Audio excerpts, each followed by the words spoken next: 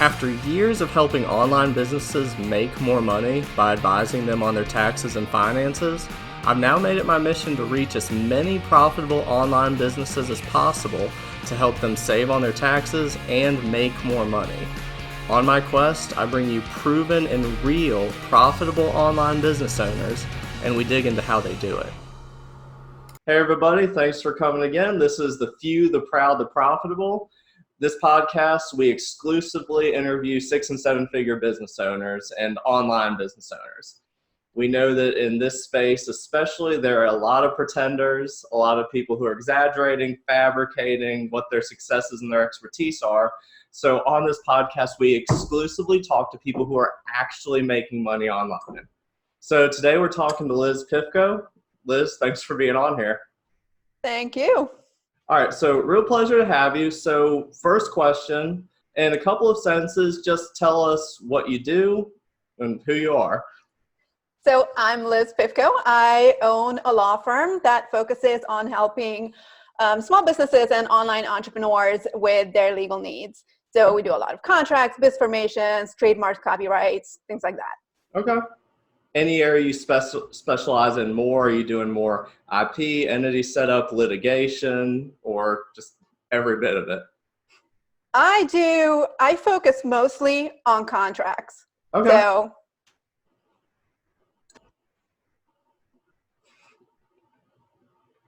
did we, what happened? You got turned off there for a second. Sorry, might have to edit that out. No, it was no big deal. Yeah, so as I was saying, I focus mostly on contracts and IP registrations, but I do the occasional business formation, but it's such a minor task that, you know, it's, I usually don't do like a one-off LLC formation. Sure. If you want the operating agreement or corporate bylaws and things like that. Right. Yep. Well, yeah, I mean, just creating the LLC, and I think that's where people nowadays, especially with legal stuff, they're deceived into thinking it's simple because certain components of it are. Anyone can go and create an LLC in about 5 minutes now.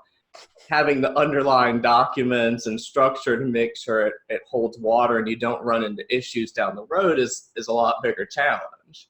Yeah, exactly. Especially if you know that like courts will not give you the liability protection unless you have your operating agreement, your separate bank accounts, and just running the whole thing as a business. So, you know, yeah, anybody can go online and form an LLC, but the rest of it, you know, they don't even know that they need. But no, and that's what will be crazy to me is when people come in and we're seeing the issues on the tax side where people won't be in community property states, but it's a husband-wife team and they set up a multi-member LLC, didn't bother to file a partnership return for the past 10 years, just weird stuff to where it's so easy to get on that entry level, but making sure that you're not screwing something up in the long term or even the short term.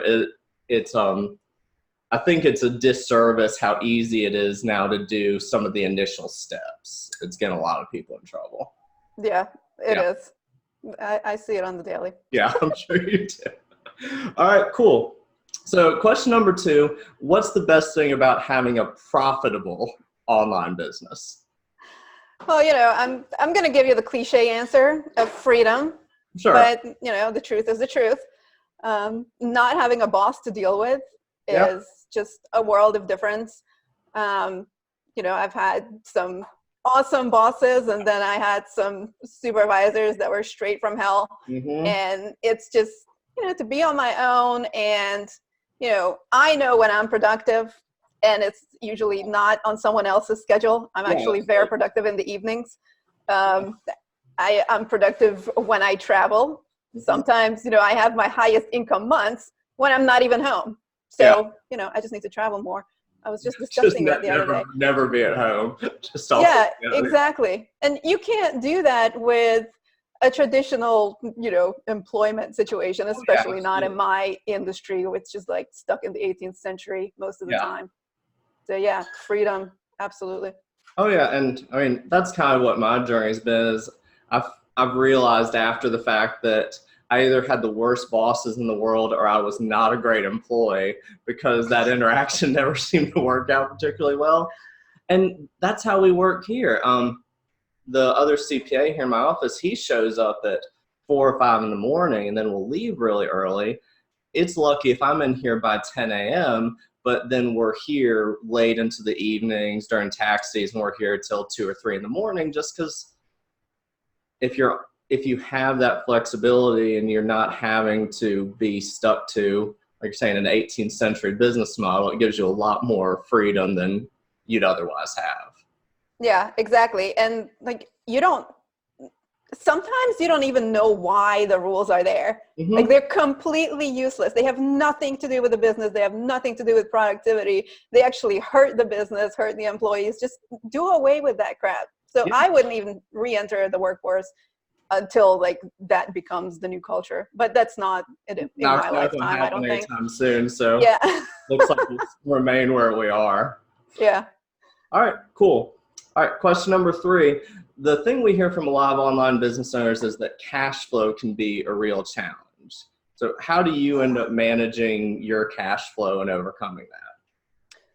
Well, there are 2 components that I think are making the biggest difference. One is knowing my numbers. Mm-hmm. At first, I hated numbers. Yeah. And I was afraid of numbers. Yeah, that's most. And I thought it was a pain, and it felt like another job. Mm-hmm. And I just didn't want to deal with it because I don't like it. And someone told me, you are not going to be successful until you start crunching those numbers and you know them inside and out, and you know your KPIs, and you're not scared of looking at that bank account balance and knowing exactly where you stand. Yeah. So, I had to like tell myself as like a mantra or an affirmation that numbers are good. Yeah. That's where my profit is. Let's go look at it. Yeah. And, I just had to like force myself to keep looking at my numbers, even though I didn't want to. Yeah. And then having a good line of credit is the other. Right.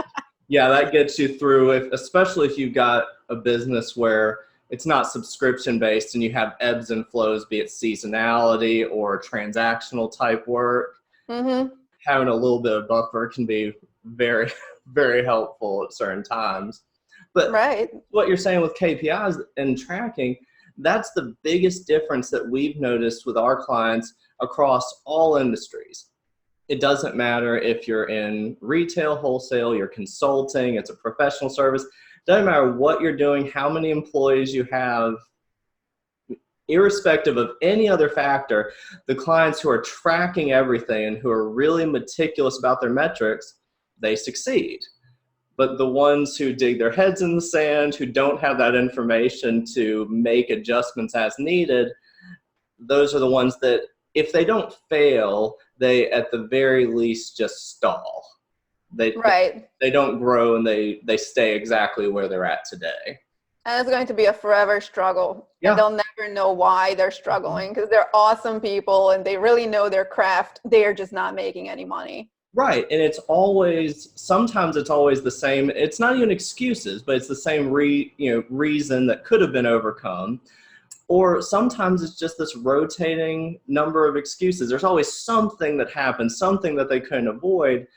But if they'd been tracking and really digging into what's going on, there's, of course, things that could have been done to mitigate and overcome those challenges. Yeah. And, I see myself in some of my clients who are like, who've been putting off the legal stuff and putting it off and putting it off. Yeah. And all of a sudden it comes blowing up in their face, and it's now $150,000 loss. Whereas it could have been taken care of for like $3,000.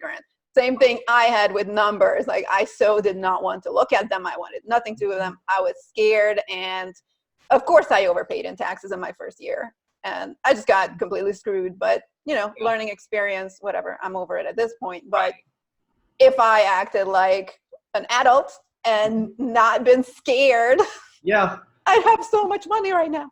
Right. Well, I was talking to someone the other day, and I said almost every single failure or huge loss, misstep that I've had, most of them could have been avoided had I just hired a professional in whatever the field was, be it legally, just tracking-wise, marketing, whatever. If I hadn't tried to be cheap or been scared to invest the money or whatever, I'd have so much more money in the bank now. Yeah. But you live and learn not to hide from these things. But I think that's a journey all of us go through at one point or another.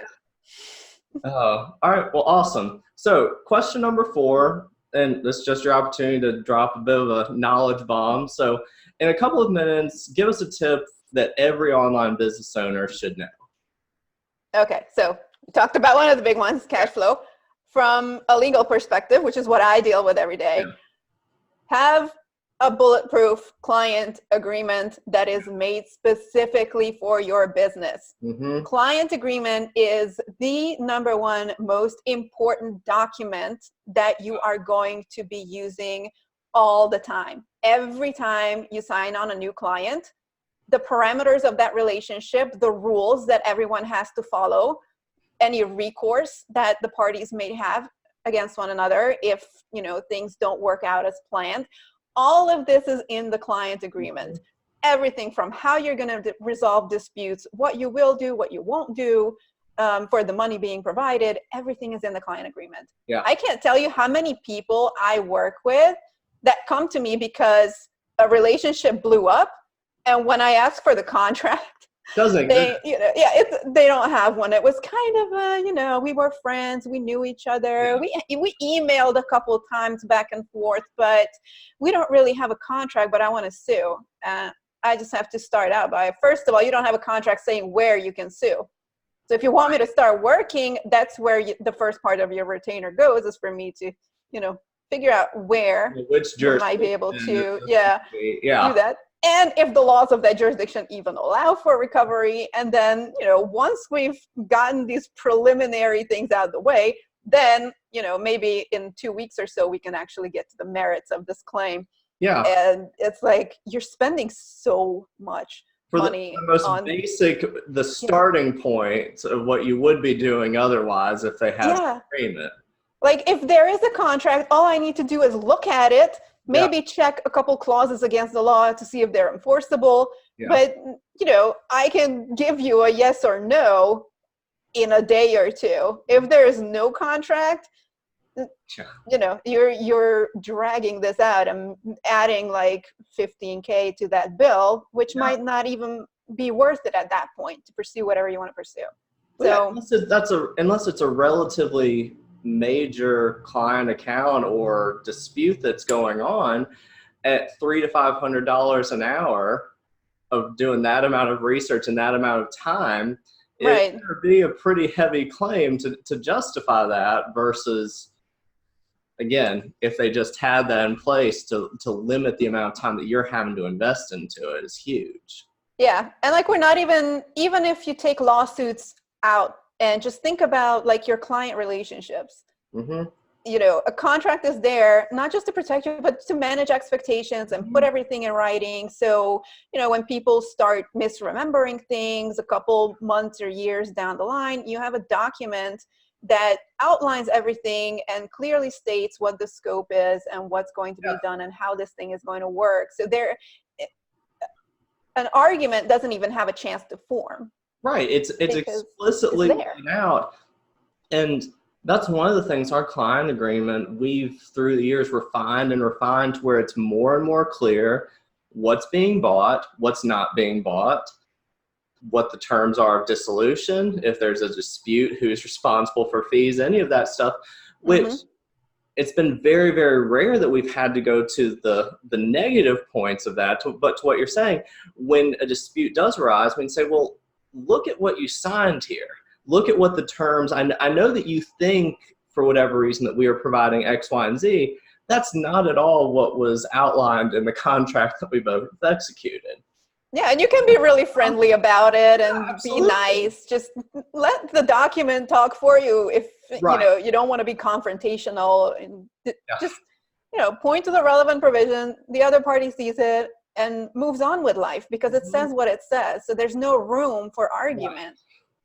And for some people, it takes losing a couple pretty high ticket clients for this lesson to stick. But the earlier you get it done, the more chance you have of preventing this from ever happening. What's funny to me in the online space, especially because I think a lot of times people come into money really fast and more than they expected. And because of that, a lot of times they don't want to reinvest. They're a little hesitant to reinvest quickly. So when we'll be meeting with people and they're making sometimes very good money, sometimes stupid good money, I'm like, okay, well, tell me about your insurance policies. What kind of insurance policies do you have? Tell me about your client agreement, your operating agreement, all this stuff. None of it exists. And I don't know why, but when we're trying to convince them, hey, you're making well into the six figures now, it's time to invest $5,000 a year in a really solid insurance policy, and $5 to $10,000 to get some of these agreements in place. There's a real hesitancy to do it still, but I know why, because they go from, pizza delivery guy to $2 million mansion on the beach with one funnel, and there are no lessons being learned. There's no experience being gained. They're very lucky. It's 1 in a million that does that. When you look at the big marketing groups on Facebook, they have 200,000 members and 10 people have done that. So, that happens, and they don't have a chance to think about anything, because it's just like winning the lottery. And then they release a course, and then everybody learns from them, and guess what's omitted? Like the stuff that matters to the people who don't go from, broke to $5 million mansion by Monday with one funnel. So, everybody's following these guys thinking, oh, well, they made this money so fast, they must know what they're doing. Sometimes not so much.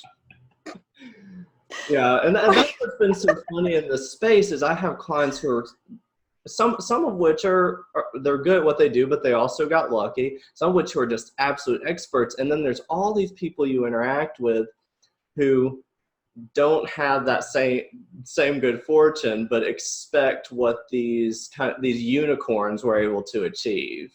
Right.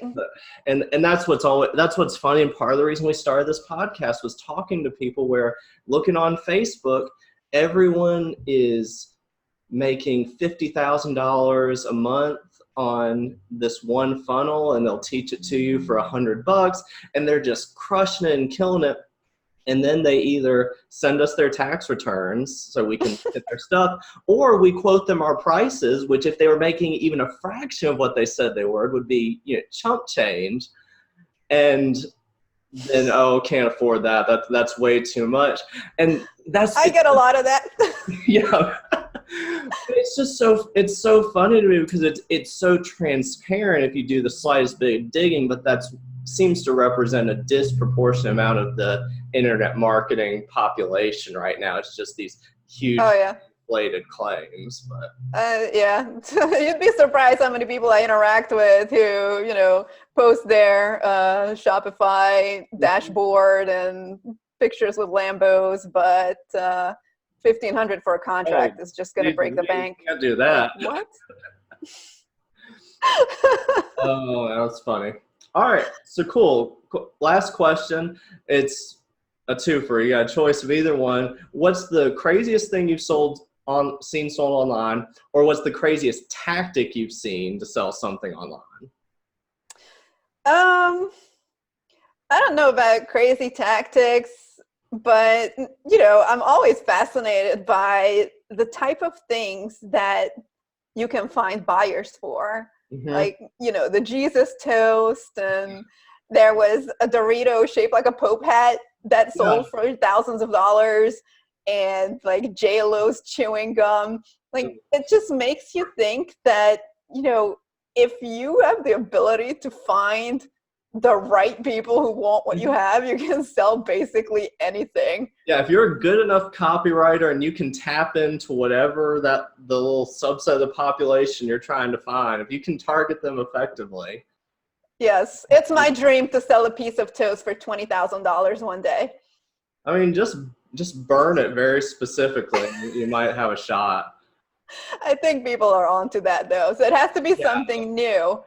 But it just fascinates me, like how people even think of that. Like, I might have seen a Dorito shaped like a Pope hat and thought nothing of it. So just And then there's this Oh, person who puts it on eBay and makes like $8,000. yeah. Well, what was it?